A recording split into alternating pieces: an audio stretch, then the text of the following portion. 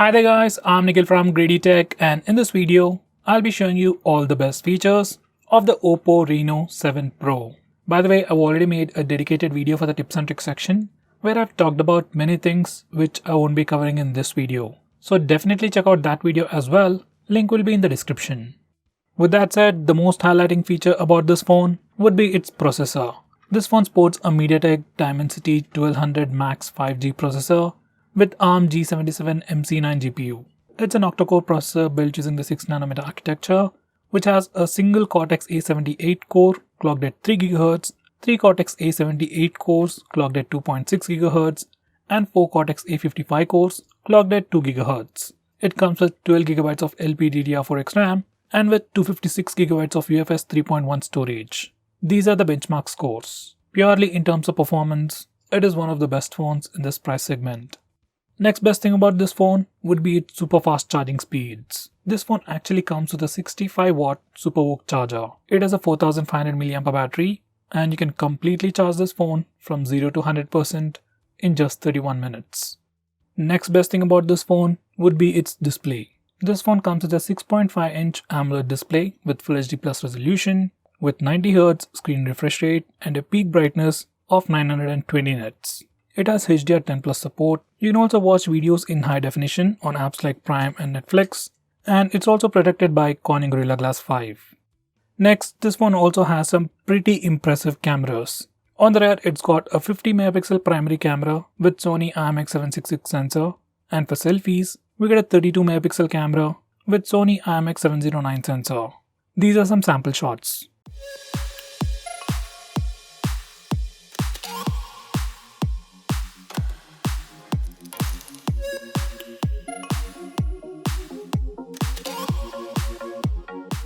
Next, it's also got a pretty impressive wide-angle camera. It's an 8 megapixel ultra wide-angle camera with f2.2 aperture. These are some sample shots.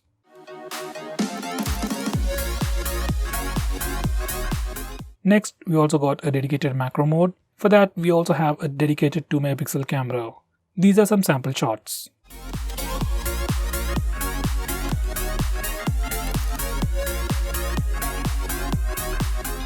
Next, this one comes with a pretty fast in-display fingerprint scanner. Here's a quick preview. It almost instantaneously unlocks the phone.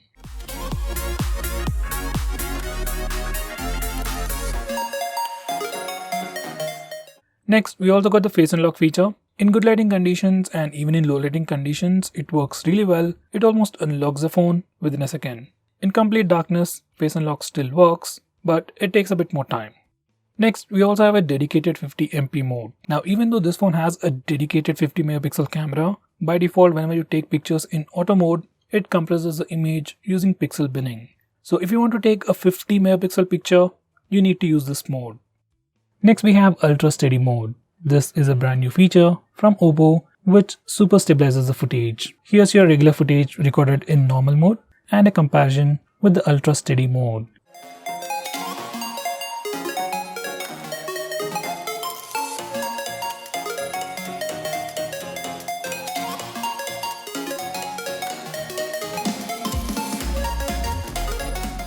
Next, we have some new fingerprint animation styles. So these are all the different styles and you can choose the one that you like.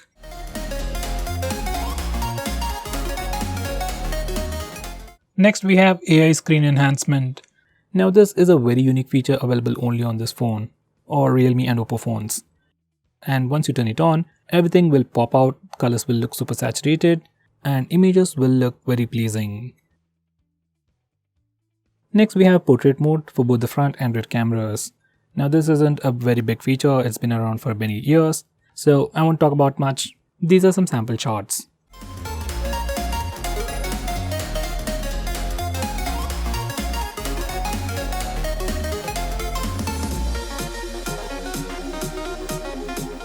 Next, we have stickers. Using this feature, we can add these stickers to your face using both the front and rear cameras and take some unique pictures. It comes with a few stickers pre-installed and you can also download a lot more. Next, we also have a dedicated face beauty mode. Now this brings in a lot of cool features like it can smoothen your skin, make your face thinner and even smaller, and do all sorts of crazy stuff. Have a look at this. Next, this phone also supports slow motion video recording. This phone can record at 120fps at 1080p resolution, 240fps at 720p resolution, and an insane 960fps at 720p resolution. Here's a quick sample.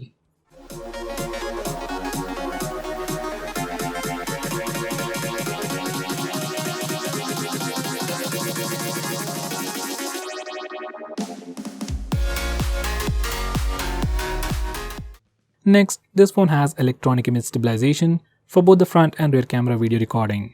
This applies only at 1080p, and here's a quick sample.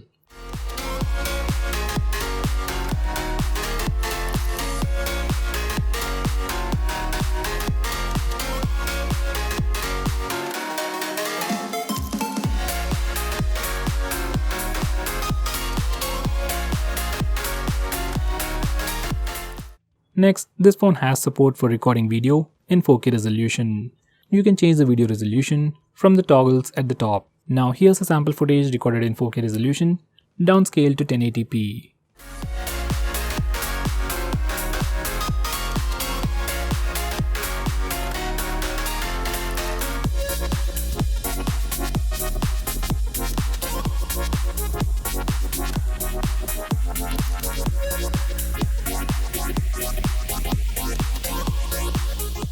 For the rear camera, it has just one gesture, that's tap to take pictures. Just enable this feature and touch the preview window to take a picture. Now for the front camera, it also has the palm gesture, and once you enable this feature, whenever your phone sees your palm, it takes a picture in 2 seconds. This feature is really handy for taking selfies. Next we have night mode. Now this is the famous feature that allows you to take better pictures in low lighting conditions. Whenever you are taking pictures in low lighting conditions, just make sure to switch to the night mode to get better pictures. These are some sample shots.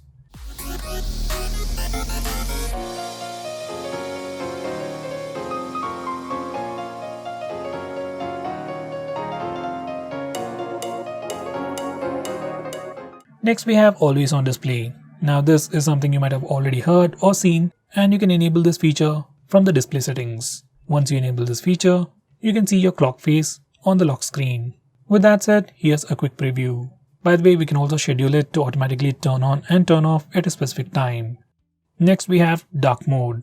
This is another famous feature, and once you enable this feature, it'll change all the UI elements to the dark mode or the dark theme. Things like notification panel, home screen, or even settings all change to the dark mode. Some of the system applications like the phone dialer SMS application also change to the dark mode. Some Google applications like Play Store and YouTube also automatically change to the dark mode.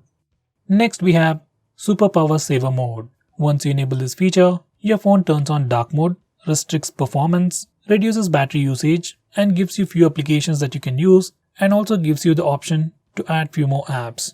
In this mode, phone's standby time increases drastically. By the way, we can still use internet in this mode. It does consume more battery, but it is definitely better than the regular mode. Going on next, we can also change the screen refresh rate of this phone.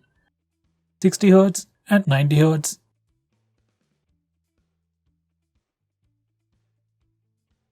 Next we have Eye Comfort mode. It's just another name for the reading mode, and once you enable it, it puts a warm tint on the screen to reduce the blue light emitted from the display. It also has the black and white mode, where it turns the whole display black and white.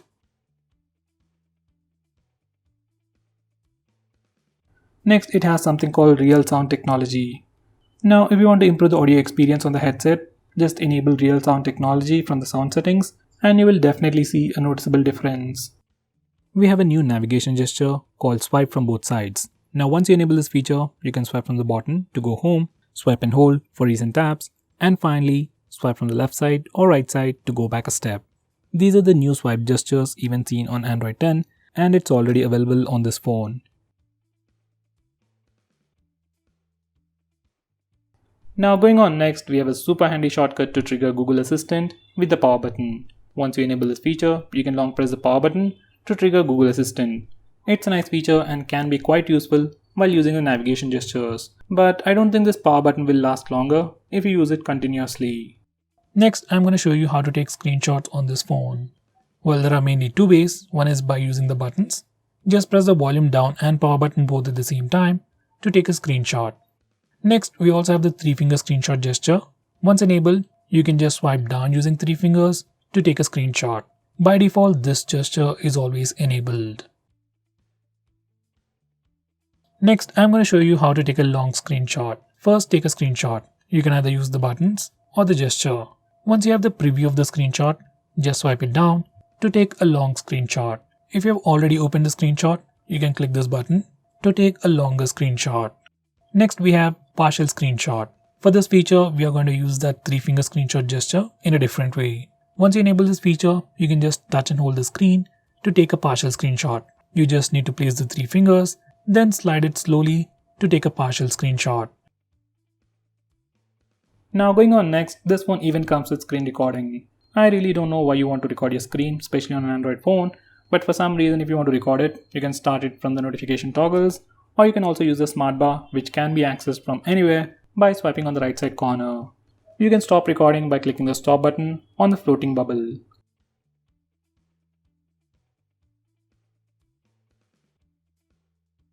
Next we have flash on call. Once you enable this feature, every time you get a call, flashlight on the phone blinks to give you an indication. This feature can be quite useful when your phone is in silent mode. Next we have a feature called vibrate when you answer an end call. Just like the name suggests, every time you answer a call or end a call, your phone vibrates. It's not a big feature, but adds to the overall experience. Next we have a feature that identifies unknown numbers. Once you enable this feature, whenever you get a call from any unknown number, your phone will check its online database and try to find the contact name. This can be quite useful to check spam calls. Next, we have a feature called Screen On End Calls with Power Button. Once you enable this feature, you can end calls by pressing the power button when the display is on. When the display is off, clicking the power button just turns on the display. Next, we have split screen mode. Now, split screen mode has been on Android for a very long time, but on this phone, we have some more features. Now, to start a split screen mode, as always, you can simply press and hold the recent tabs button. Or on this phone, you can also use the 3-finger gesture. Simply swipe up using 3 fingers to open the current application in a split screen mode. You can choose a secondary application from the list below. Personally, I like this gesture and I wish every other phone has it. Next, we have some screen off gestures like double tap to wake. Just enable it and double tap the screen to wake it up.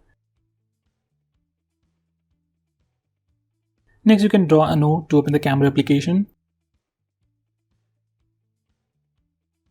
We can also draw a V to toggle the torch. We can also draw characters like greater than or less than for music controls. And finally, you can add custom gestures like you can draw a W to open WhatsApp, M for phone dialer, and so on. Next, we have raise to wake. Now, once you enable this feature, you can simply raise your phone or pick it up from a table, and your phone wakes up and then displays the lock screen. Next, we have flip to mute incoming calls.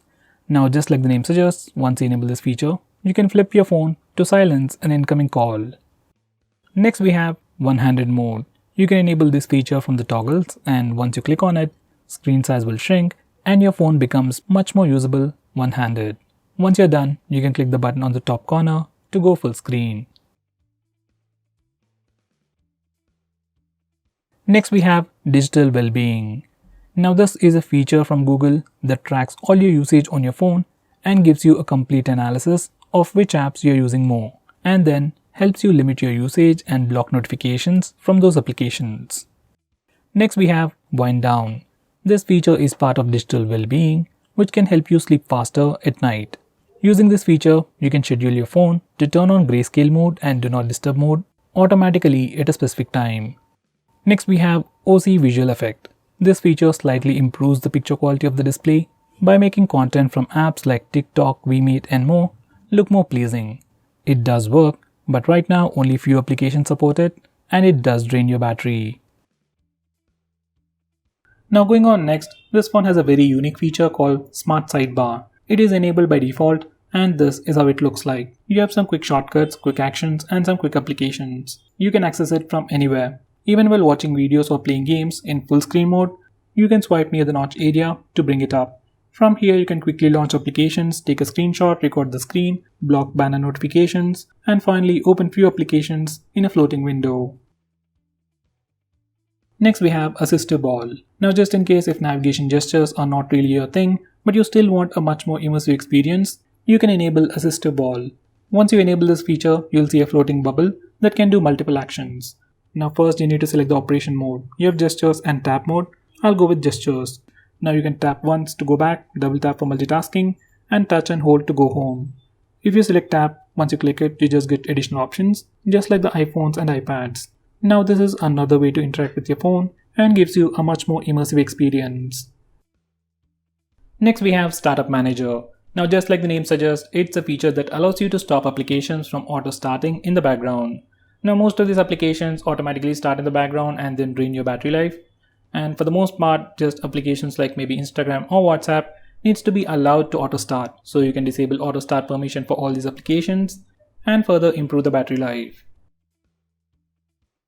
Next, we have an app lock built into the system, and unlike most phones, we can unlock locked applications either by using the password or the fingerprint scanner, and even by using the face unlock feature. So if you're already using face unlock feature on your phone, most of the time you won't even see the lock screen. Now because of this one particular feature, you can lock any application you want and you won't be inconvenienced in any way.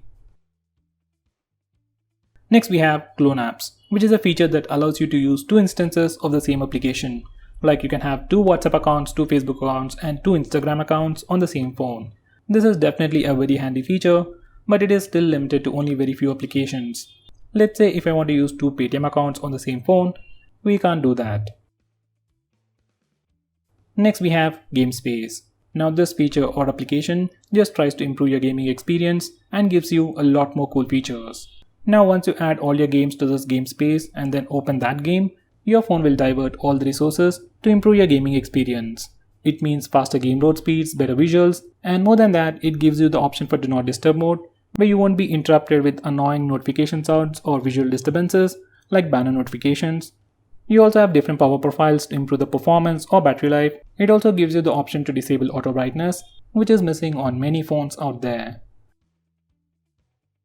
Next we have Private Save.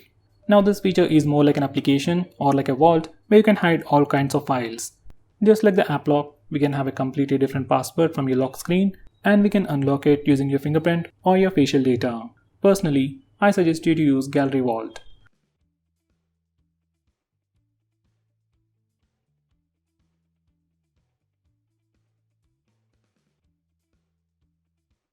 Next we have Automatic On-Off.